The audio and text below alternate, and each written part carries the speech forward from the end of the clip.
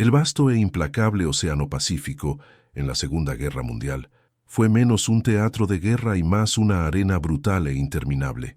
Aquí, la victoria no se trataba solo de tomar islas o ganar combates aéreos. Era una desesperada y agotadora lucha por el control de las líneas vitales que sostenían a los imperios. Para el Imperio de Japón, esas líneas vitales eran sus convoyes, miles de barcos cargados con petróleo, caucho, bauxita y tropas que cruzaban sin cesar las inmensas distancias del océano. Sin estos convoyes, la maquinaria de guerra de Japón se paralizaría, sus guarniciones isleñas morirían de hambre y su corazón industrial se marchitaría. Pero para las fuerzas aliadas, cortar estas arterias era una tarea que a menudo se sentía insuperable.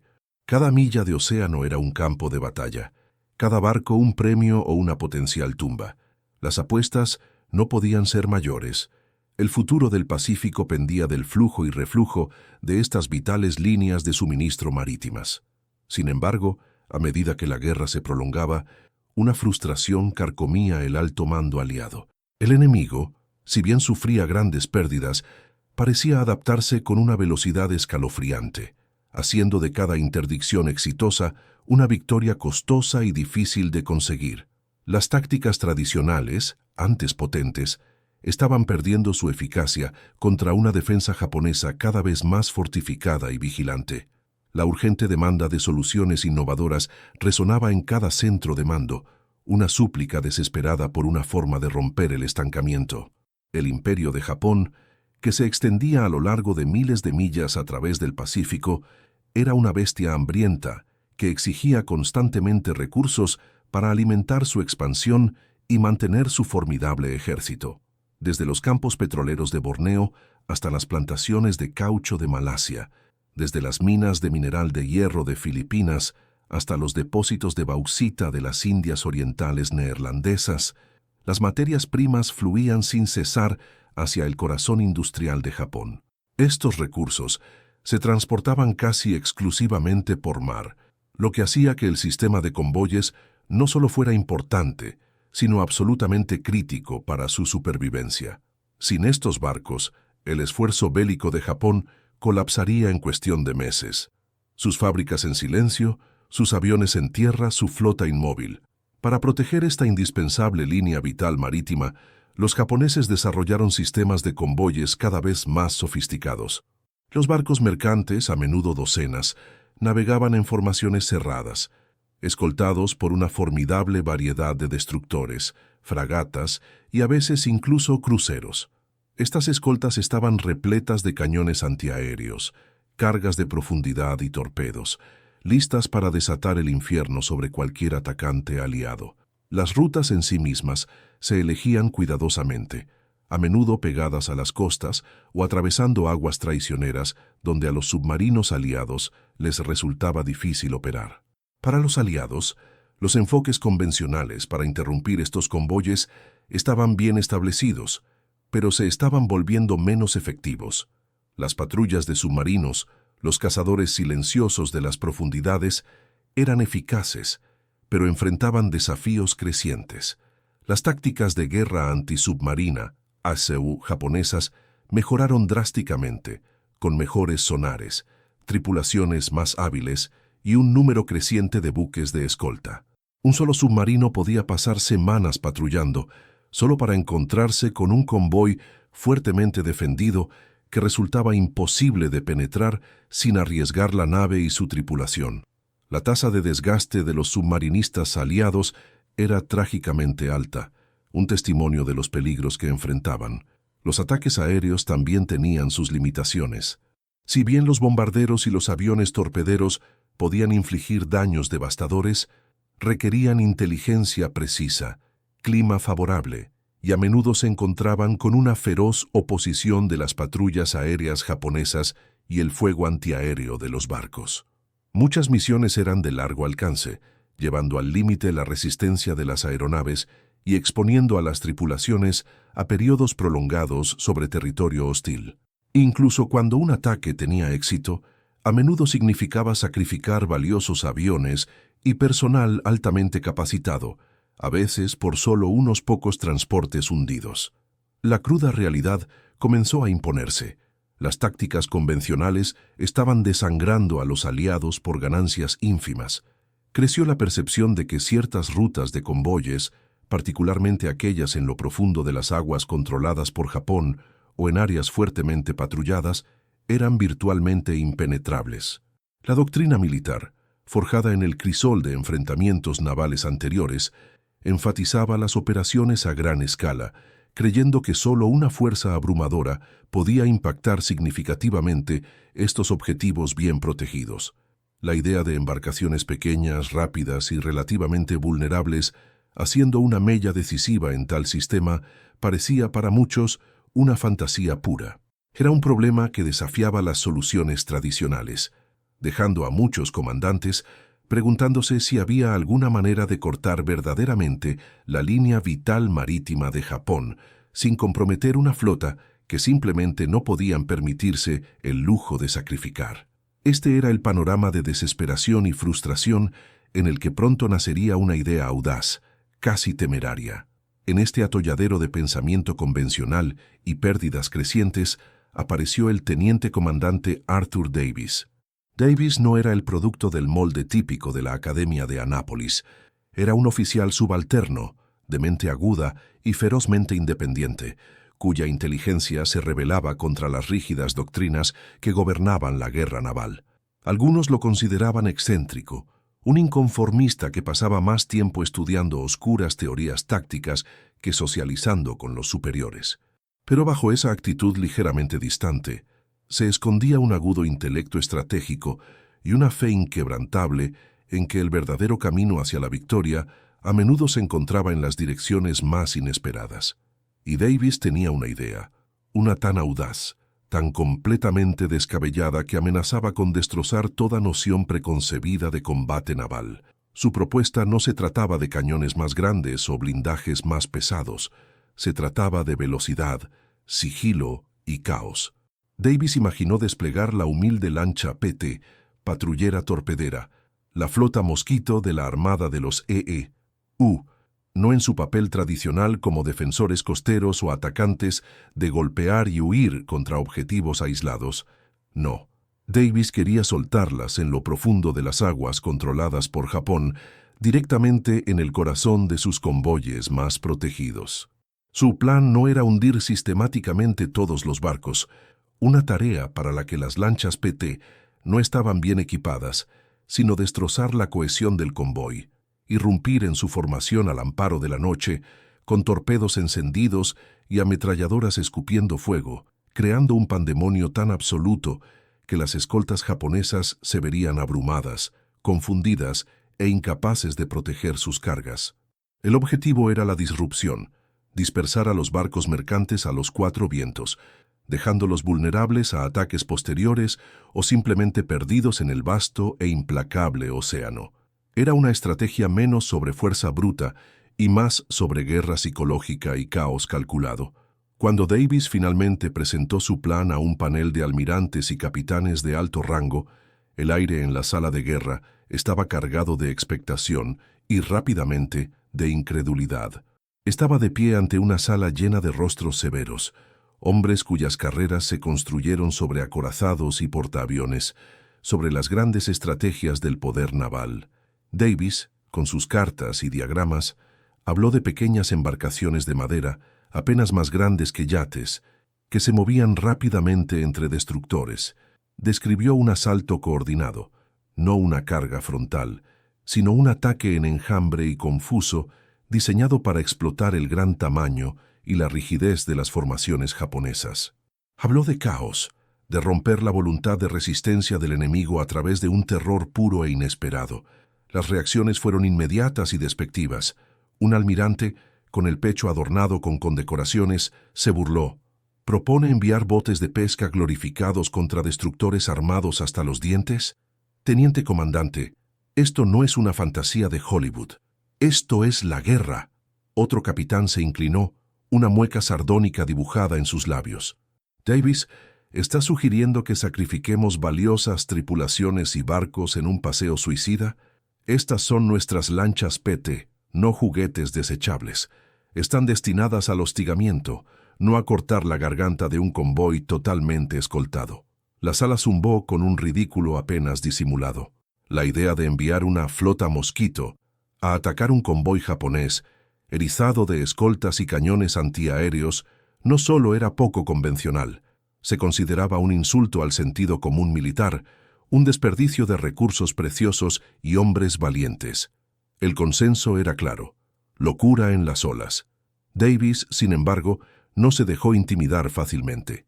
Entendía el escepticismo, sabía que su idea iba en contra de décadas de doctrina naval, pero también sabía que los métodos actuales estaban fallando, y el costo se medía en vidas estadounidenses y tiempo perdido. Continuó presionando, argumentando, presentando sus datos. Enfrentó obstáculos burocráticos que parecían diseñados para aplastar cualquier chispa de innovación. Se acumuló el papeleo, se negaron las solicitudes de equipo y reunión tras reunión terminaron con el mismo rechazo educado pero firme. Sin embargo, Davis persistió. Merodeó por los pasillos del poder, acorralando a oficiales comprensivos, explicando su visión una y otra vez, refinando sus argumentos, erosionando el muro de granito de la resistencia institucional.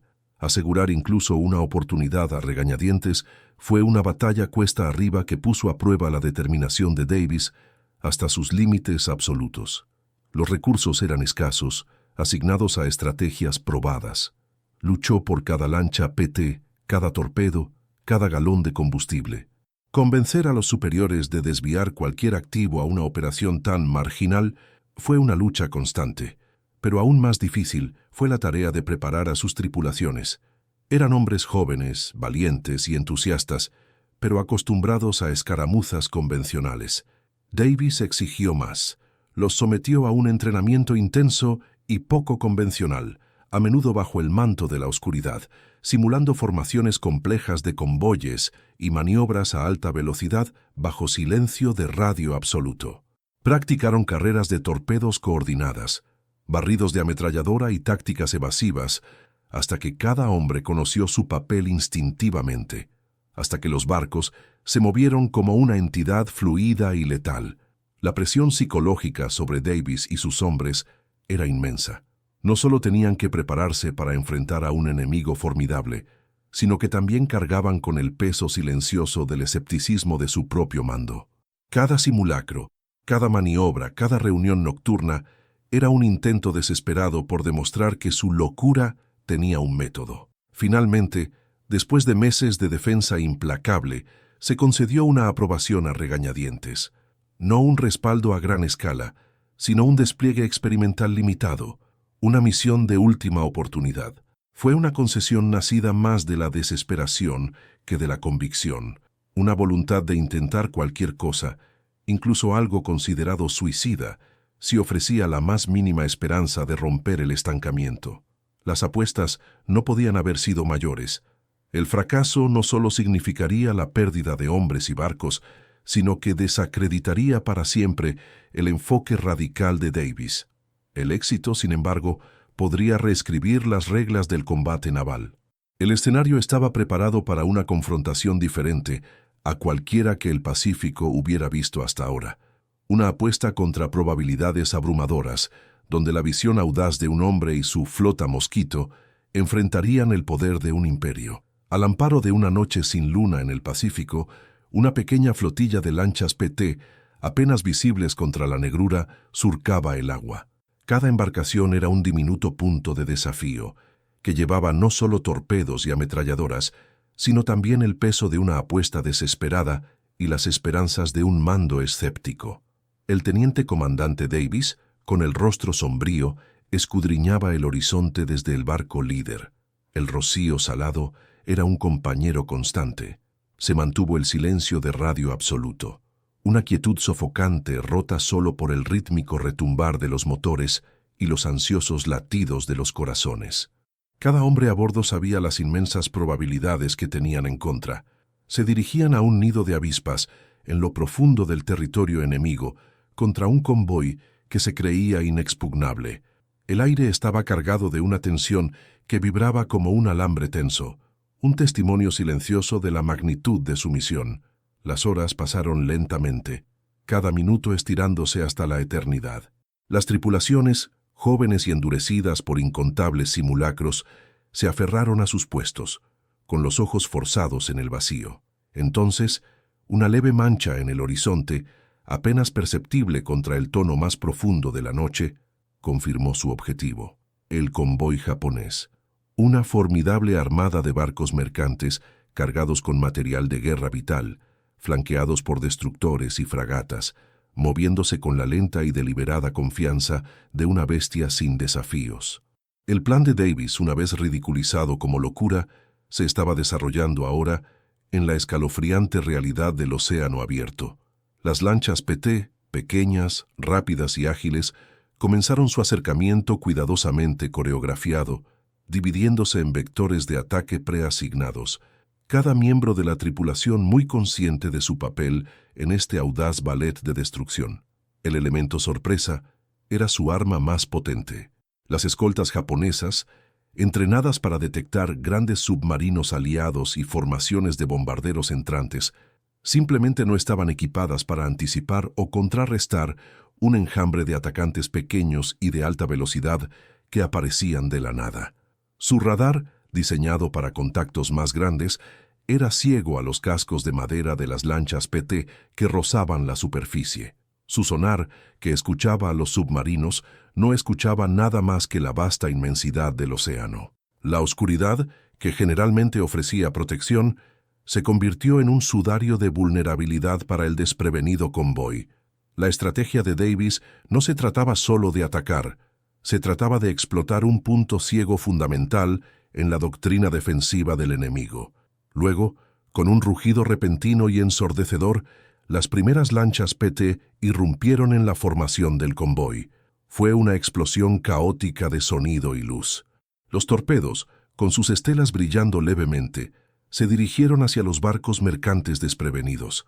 Las ametralladoras cobraron vida, escupiendo balas trazadoras en la noche, rastrillando las cubiertas de los transportes y creando un terror psicológico que desorientó al enemigo. La formación cuidadosamente mantenida del convoy japonés se disolvió instantáneamente en un pandemonio. Las sirenas aullaron, los reflectores cortaron frenéticamente la oscuridad y los pesados cañones de las escoltas rugieron, disparando salvajemente en la noche, a menudo a sombras, o peor aún, a sus propios barcos en la confusión. Las escoltas japonesas, tomadas completamente por sorpresa, lucharon por reaccionar.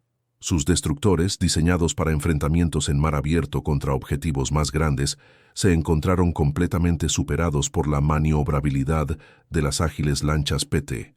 Intentar apuntar sus cañones pesados a objetivos que se movían rápidamente y se zigzagueaban a alta velocidad en la oscuridad era como intentar matar mosquitos con un mazo. Sus sofisticadas tácticas antisubmarinas eran inútiles contra atacantes de superficie. El enjambre coordinado de lanchas PT, cada una atacando una parte diferente del convoy, creó una amenaza multidireccional que fragmentó su mando y control. Los capitanes ladraron órdenes por sus radios, pero el caos absoluto y la velocidad del ataque hicieron que la coordinación efectiva fuera imposible. Los hombres de Davis, impulsados por la adrenalina y meses de entrenamiento implacable, ejecutaron sus carreras de torpedos con una precisión mortal. Los sordos golpes de las explosiones rasgaron la noche mientras un barco mercante tras otro recibía impactos, con sus cascos gimiendo bajo el impacto. El fuego se desató, convirtiendo partes del convoy en balizas encendidas, iluminando el horror de la escena. Las lanchas PT no se demoraron. Lanzaron sus torpedos, vaciaron sus cinturones de ametralladora y luego se alejaron, solo para dar la vuelta para otro pase o para atacar a un barco diferente, siempre manteniendo a las escoltas japonesas adivinando. El objetivo no era necesariamente hundir todos los barcos, sino sembrar una destrucción y confusión tan generalizadas que el convoy se rompería irreparablemente. A medida que se acercaba el amanecer, pintando el cielo oriental con tonos de morado y naranja magullado, la batalla comenzó a amainar. Las lanchas PT, con poco combustible y municiones, comenzaron su sigilosa retirada, dejando atrás una escena de devastación absoluta. Donde un orgulloso convoy japonés había navegado horas antes, Ahora solo quedaban restos dispersos, cascos en llamas y los desesperados gritos de los supervivientes. Una porción significativa del convoy, estimada en más de 20 barcos, había sido hundida o tan gravemente dañada y dispersada que estaban fuera de recuperación. Habían, literalmente, desaparecido antes del amanecer, tragados por el vasto Pacífico o enviados a sus profundidades por la flota Mosquito. La onda de choque estratégica creada por esta victoria poco convencional reverberaría mucho más allá de la batalla inmediata, destrozando la ilusión de invencibilidad naval japonesa y señalando un cambio radical en la implacable guerra por el Pacífico. Las reverberaciones de ese audaz ataque nocturno resonaron a través de los escalones más altos del mando aliado, no con la condena esperada, sino con un asombro atónito, casi incrédulo. Los informes se filtraron, inicialmente descartados como exagerados, luego confirmados con sombría certeza por el reconocimiento aéreo y las intercepciones de inteligencia. 20 buques japoneses, una parte sustancial de un convoy crítico, estaban en el fondo del Pacífico o dispersos tan ampliamente que su carga se perdió efectivamente.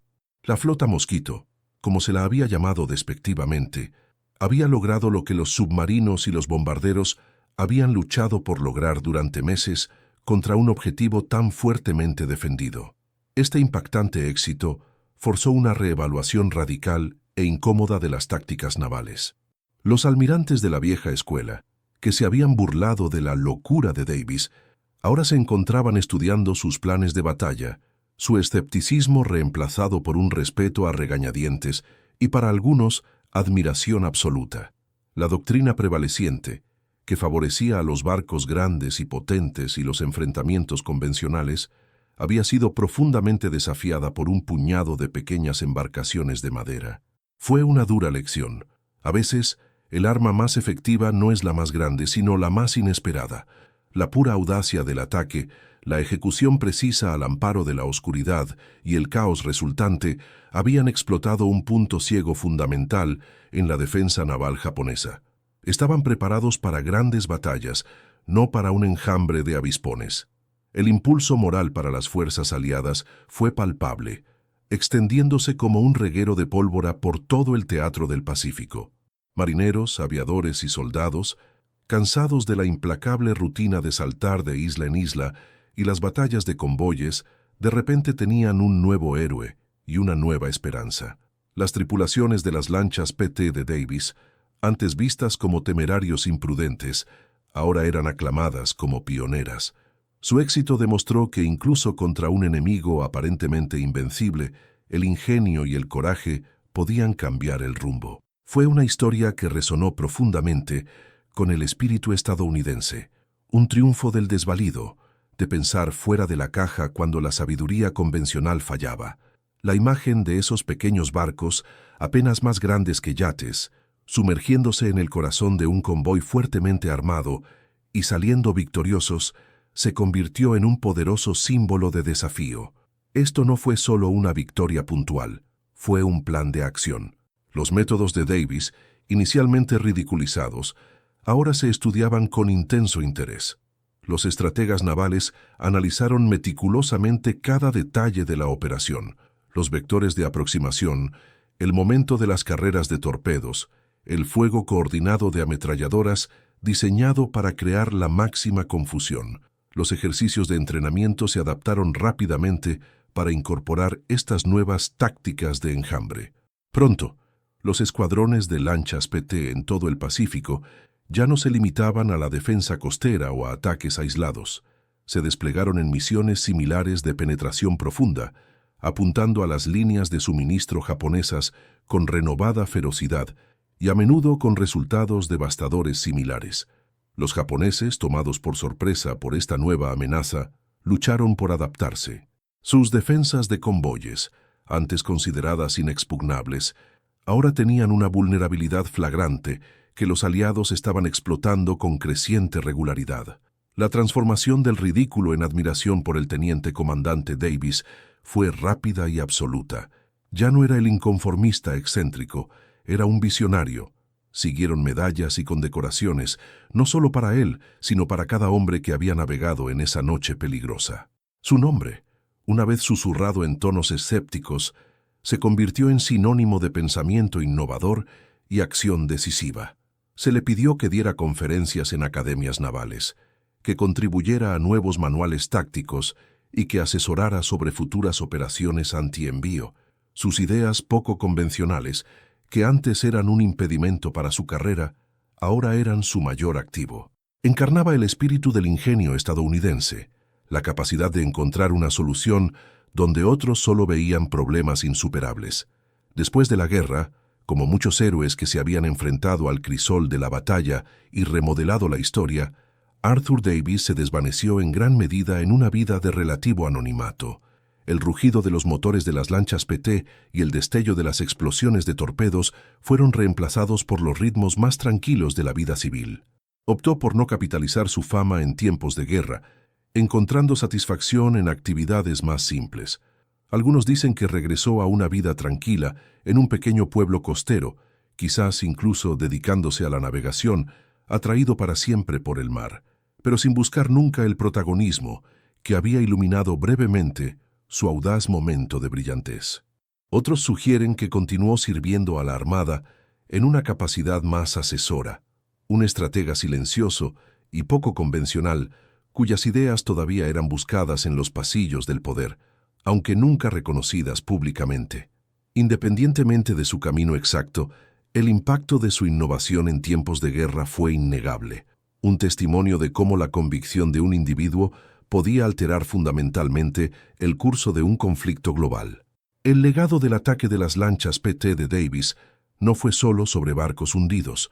Se trataba del triunfo del ingenio sobre la fuerza bruta, el poder de una perspectiva fresca contra el dogma arraigado. Sirvió como un poderoso precedente histórico que se estudiaría durante generaciones, demostrando que incluso en las estructuras militares más rígidas, el pensamiento poco convencional podía producir resultados extraordinarios. Enseñó una lección crucial sobre la importancia de desafiar la sabiduría convencional, de mirar más allá de las soluciones obvias y de empoderar a aquellos que se atrevieron a ver el mundo de manera diferente. Esta no fue simplemente una victoria naval, fue una declaración filosófica, grabada en los anales de la Segunda Guerra Mundial, recordándonos que la verdadera innovación a menudo emerge de los márgenes, de aquellos dispuestos a arriesgarlo todo por una idea que parece, para muchos, completamente insana. Subraya una verdad atemporal, que el progreso, ya sea en el campo de batalla o en la vida cotidiana, rara vez proviene simplemente de seguir el camino trillado. En cambio, surge de las mentes de aquellos lo suficientemente audaces como para cuestionar el statu quo, para mirar un problema e imaginar una solución que nadie más se atreve a considerar. La historia de Davis no es solo una nota a pie de página en la historia militar, es una poderosa narrativa sobre la capacidad de invención del espíritu humano, de superar los límites de lo que se cree posible. También es un testimonio del poder de la persistencia.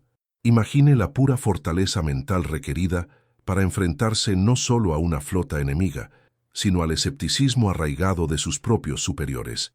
Davis no solo tuvo que luchar contra los japoneses, tuvo que luchar contra el mismo sistema del que formaba parte, demostrando que la convicción y el coraje a menudo pueden superar la inercia de la tradición. Esto no se trata solo de lanchas PT y convoyes. Se trata de cada emprendedor al que se le ha dicho que su idea no funcionará, de cada artista cuya visión ha sido descartada, de cada científico cuya teoría desafió la sabiduría aceptada. Es un recordatorio de que, a veces, las soluciones más simples y audaces son las que desencadenan un cambio monumental. Las ideas locas a menudo tienen las claves de los avances. Así que, la próxima vez que enfrente un desafío que parezca insuperable, o cuando se encuentre con una idea que parezca demasiado poco convencional para tener éxito, recuerde al teniente comandante Davis y su flota Mosquito. Recuerde cómo 20 barcos japoneses se desvanecieron antes del amanecer, no debido a una potencia de fuego abrumadora, sino porque un hombre se atrevió a pensar de manera diferente, y un pequeño grupo de marineros se atrevió a seguirlo en la oscuridad. Es una poderosa lección que resuena a través de la historia. Nunca subestime el triunfo del ingenio, el coraje para innovar y el increíble impacto que una sola idea audaz puede tener en el mundo. Si esta historia de audacia e innovación resonó con usted, dele un me gusta a este video. ¿Qué otras historias no contadas del ingenio de la Segunda Guerra Mundial deberíamos explorar a continuación? Comparta sus pensamientos en los comentarios a continuación. Y no olvide suscribirse al canal para obtener más historias increíbles de la historia, donde descubrimos los momentos que realmente lo cambiaron todo.